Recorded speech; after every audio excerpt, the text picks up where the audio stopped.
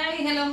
എൻ്റെ കൂട്ടുകാർക്കറിയാലോ, ഇന്ന് എൻ്റെ മൂത്ത മകൻ്റെ ബർത്ത്ഡേ ആട്ടോ. മൂത്ത മകൻ്റെ പേര് ബിത്തിൻ എന്നാണ്. കുറേ പേരെന്താന്ന് ചോദിച്ചു. അപ്പോൾ അവൻ്റെ പേര് ബിത്തിൻ എന്നാണ്. പിന്നെ അപ്പോൾ ഇന്ന് രാവിലെ ഒരു കല്യാണം ഉള്ളത് കൊണ്ട് രാവിലെ ഒന്നും ചെയ്യാൻ പറ്റില്ല കേട്ടോ. അപ്പോൾ അവന് വൈകുന്നേരം ആയപ്പോൾ അവന് അമ്മ എന്തെങ്കിലും ഉണ്ടാക്കുമോ എന്ന് ഞാൻ ചോദിച്ചിട്ടുണ്ടെന്ന്. അപ്പം പിന്നെ എൻ്റെ മാസ്റ്റർ പീസ് ബിരിയാണി ഉണ്ടാക്കാമെന്ന് വിചാരിച്ചു. പിന്നെ ഞാനാണെങ്കിൽ കുറച്ച് പരിപ്പ് പായസം ഉണ്ടാക്കി. ഇപ്പോൾ ഈ പായസം കണ്ടില്ലേ റെഡി ആയിക്കൊണ്ടിരിക്കുന്നതേ ഉള്ളൂ. അപ്പം ഇനി പായസം ഒന്ന് തിളച്ചൊന്ന് കുറുകണം. എന്താ പറയുന്നത്, അതിൻ്റെ ഇടയ്ക്ക് ബാക്കിയുള്ള പരിപാടി ചെയ്യാമെന്ന് വിചാരിച്ച്.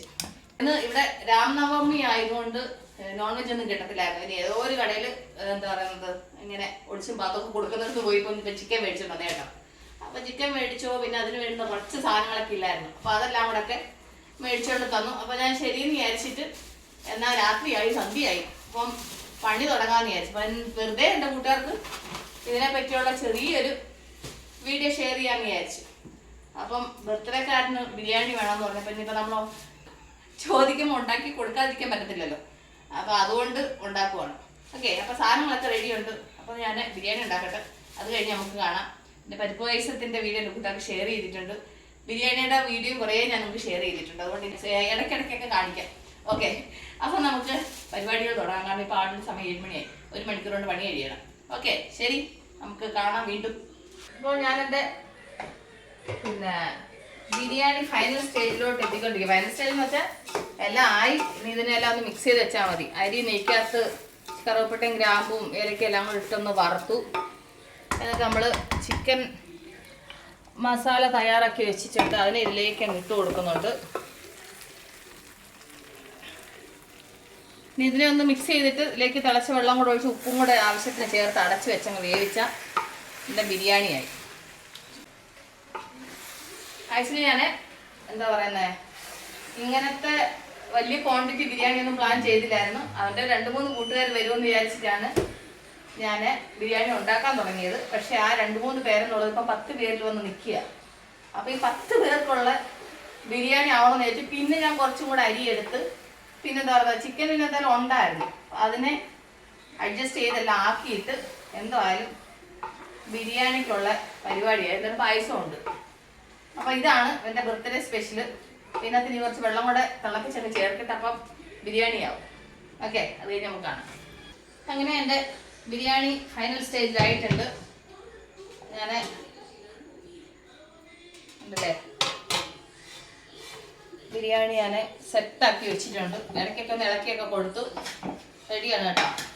അപ്പോൾ നമ്മുടെ ഇവിടുത്തെ സ്റ്റൈൽ ബിരിയാണിയാണേ, നമ്മുടെ നാട്ടിലെ സ്റ്റൈൽ ബിരിയാണി അല്ല.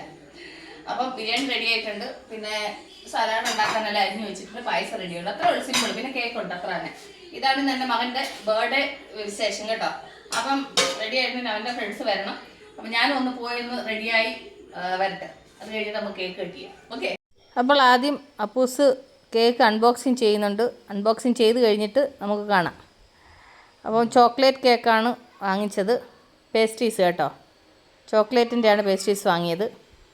അപ്പോൾ പേരൊക്കെ എഴുതി നല്ല ഡെക്കറേറ്റ് ചെയ്ത് 1 കിലോ കേക്കുണ്ട്. അപ്പം വന്നവർക്ക് എല്ലാവർക്കും കഴിക്കാനുണ്ടാവുമെന്ന് വിചാരിക്കുന്നു.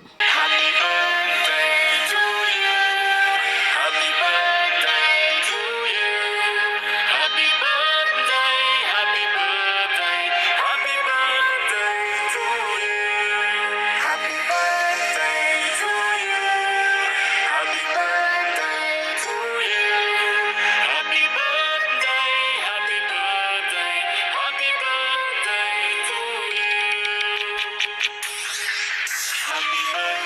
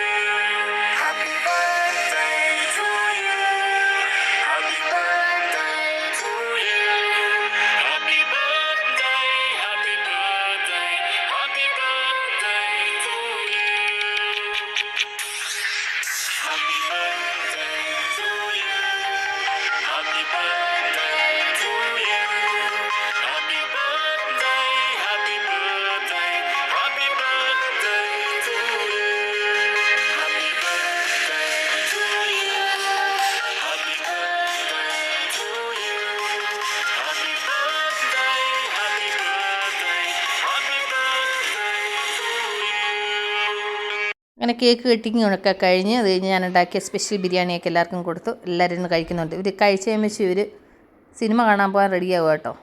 അപ്പോൾ അവർ വേഗം കഴിച്ചിട്ട് അവർ പോട്ട്, അത് കഴിഞ്ഞ് ഞാൻ കഴിക്കാതിരിക്കും. അങ്ങനെ ബർത്ത്ഡേ ആഘോഷം കഴിഞ്ഞ് എൻ്റെ കൂട്ടുകാരെല്ലാവരും വന്നു. എല്ലാവർക്കും ഊണൊക്കെ കൊടുത്ത് എല്ലാവരും കഴിച്ചു. എല്ലാവരും അവർ എമ്പുരാൻ കാണാൻ പോയി. ഞങ്ങൾ കണ്ടിരുന്നിട്ട് ബിരിയാണി കഴിക്കുന്നത് കേട്ടോ. അപ്പം ബിരിയാണി അതാണ് എനിക്ക് വേണ്ട.